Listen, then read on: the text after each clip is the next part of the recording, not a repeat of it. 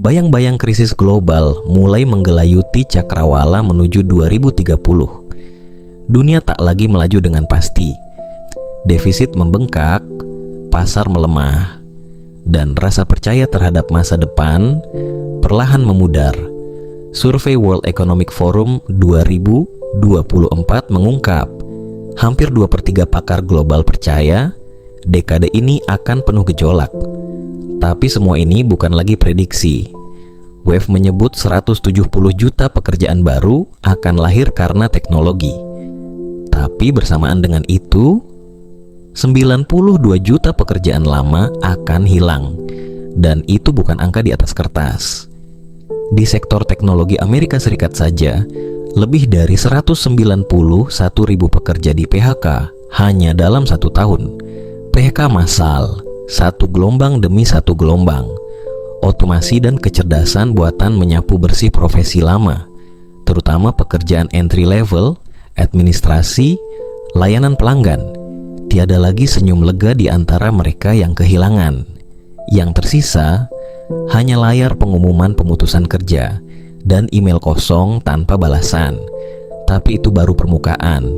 Di bawahnya, ekonomi global sedang menanggung beban yang luar biasa berat. Utang dunia membumbung tinggi.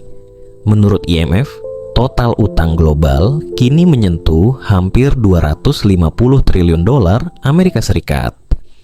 Setara 237% dari seluruh produk domestik bruto dunia. Elon Musk bahkan menyebut utang nasional Amerika Serikat yang telah tembus 35,7 triliun dolar Amerika sebagai keadaan darurat keuangan. Tapi ancaman itu tak hanya soal angka. Dunia juga sedang terkoyak oleh jurang ketimpangan digital. Saat 63% manusia di bumi ini terhubung dengan internet. Di negara-negara termiskin, hanya 27% yang bisa online. Jurang itu bukan cuma soal sinyal, tapi tentang akses terhadap masa depan, pendidikan, pekerjaan, informasi. Semua makin jauh dijangkau oleh mereka yang tertinggal. Sementara sebagian orang sibuk mengejar keuntungan lewat kripto atau investasi digital, sebagian lain bahkan tidak tahu cara buka rekening. Dunia ini seperti kapal besar tanpa nahkoda, terombang-ambing di antara badai utang, disrupsi teknologi, dan arah yang tak pasti. Dan di negeri kita sendiri, krisis itu tak datang dalam bentuk gemuruh, tapi menyusup diam-diam lewat pengumuman PHK, kenaikan harga, dan harapan yang makin kecil. Gelombang pemutusan kerja sudah mulai mengarah ke Indonesia. Menurut BPS 2023, ada lebih dari 9,8 juta pemuda usia 15 sampai 24 tahun yang tidak bekerja dan tidak sekolah. Mereka disebut generasi NEET, Not in Employment, Education, or Training. Generasi yang seharusnya penuh energi justru kehilangan pijakan. Di sisi lain, harga rumah terus melambung tinggi. Menurut Bank Dunia, rasio harga rumah terhadap pendapatan di Jakarta mencapai 10,3 kali lipat. Artinya, seorang pekerja Jakarta dengan gaji 7 sampai 14 juta rupiah per bulan butuh bertahun-tahun hanya untuk mengejar DP rumah sederhana. Tanpa warisan, tanpa bantuan keluarga besar, rumah hanya jadi ilusi. Contoh nyatanya, pabrik tekstil Sritex di Jawa Tengah tutup. Lebih dari 10.000 tenaga kerja kehilangan nafkahnya. Dan itu bukan satu-satunya. Gelombang senyap PHK juga menghantam sektor manufaktur lain. Dari Jawa Barat sampai Batam, jutaan pemuda dan keluarga kecil Indonesia kini seperti berdiri di tepi jurang. Pendidikan makin mahal, pekerjaan makin sempit, rumah makin jauh, dan hari-hari mereka dipenuhi satu pertanyaan sederhana. Besok bisa makan apa? Luka pandemi belum benar-benar sembuh. Bekasnya masih terasa, bukan di headline berita, tapi di meja makan rakyat kecil. Indonesia mengalami deflasi 5 bulan berturut-turut hingga September 2024. Bukan kabar baik, tapi tanda kelam. Daya beli rakyat menurun. Menurut Bright Institute, itu artinya masyarakat kelas pekerja sudah tidak punya uang lagi untuk berbelanja. Bukan karena mereka irit, tapi karena dompetnya memang kosong. Pandemi membenamkan jutaan UMKM. Warung kecil gulung tikar, tukang ojek kehilangan pelanggan. Bahkan tukang las pun tak lagi kedatangan plat besi untuk disambung. Kini, tiap ruas jalan kota besar kita dipenuhi pedagang gerobak. Bukan karena tren bisnis, tapi karena bertahan hidup adalah satu-satunya pilihan. Di balik senyum penjual cilok, ada rumah kontrakan yang belum dibayar. Di balik suara nasi goreng satu bang, ada anak kecil yang tidur tanpa lauk. Upah tak naik, harga merangkak, utang harian makin sesak. Dan di tengah semua itu, angka-angka makroekonomi tetap bersinar di layar presentasi elit. Seolah-olah mereka lupa bahwa di bawah grafik naik itu ada jutaan keluarga yang makin tenggelam. Tapi krisis ke depan bisa jauh lebih kelam dari sekadar angka. Yang mengancam kita bukan hanya kemiskinan, tapi kendali. Bayang-bayang sistem pengawasan global mulai muncul di balik layar teknologi. Di China, pemerintah sudah menggunakan AI untuk membangun sistem satu orang, satu file.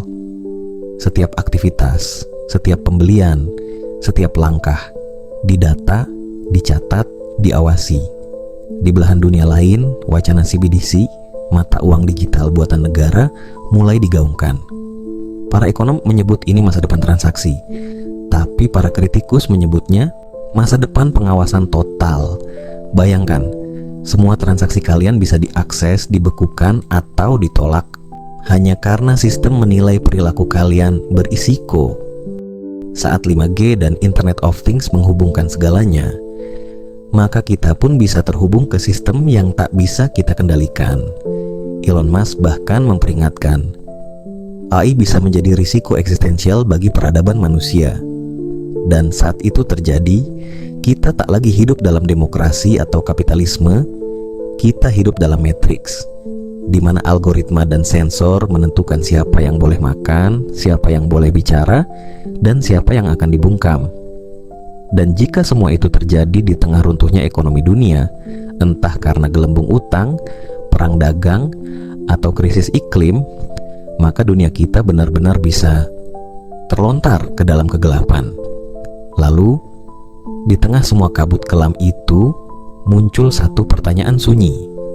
Di mana harapan bagi generasi muda? Apakah kita hanya akan jadi korban zaman? Atau bisa jadi perlawanan yang diam-diam tumbuh di tengah reruntuhan?